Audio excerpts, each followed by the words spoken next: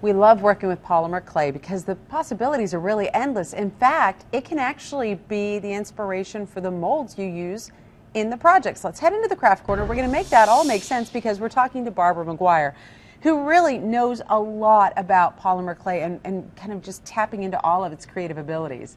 It's good to see you back here. Well, thank you, Victoria. I do love polymer clay, and it is because it goes in so many directions. In fact, any artist can pick it up and it will become a signature medium. In other words, their heart's desire can be replicated in polymer clay. And we're going to do that today by making a mold? Yeah, well, actually, one of my heart's desires is dolls. I love dolls. I love doll faces.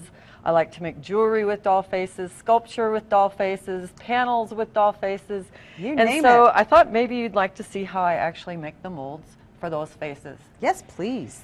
Well, we begin with a molding compound here. This is called Amazing Mold Putty.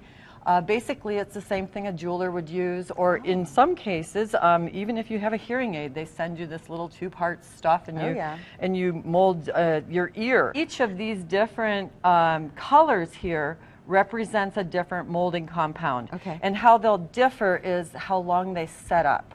Oh, okay. So this one's a fairly quick cure. It takes about 20 minutes. I'm going to cut an equal part. It works 1-to-1 ratio in terms of the yellow to the white here. Okay. So I want to make sure that my molding compound is set up in equal parts. Okay. And so I'll just mix and blend this. And this is the molding compound. You would get this at a craft store. Oh, okay, great. And it becomes one color, and that's how you know when it's nice and set. And then you take something that you want to mold. Now, this is a face that I've already carved on and done some adjusting to.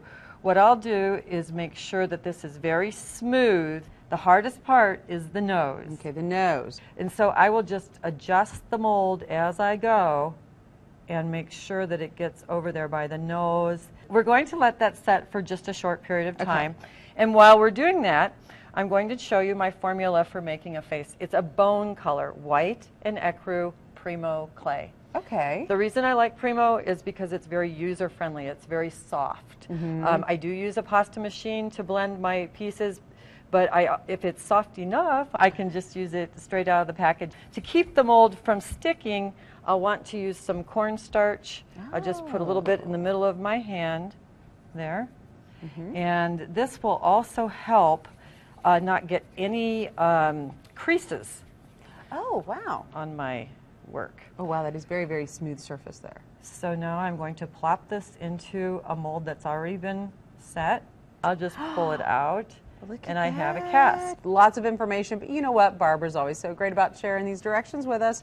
Go to our website, WLOS.com, click on the Craft Corner link. We'll get you all set. We'll also link you to Barbara's website so you can find out where you can find her items like these dolls, as well as get the instructions for trying to make these polymer clay molds yourself. Good to see you. Thanks for being here, Barbara. Thank you.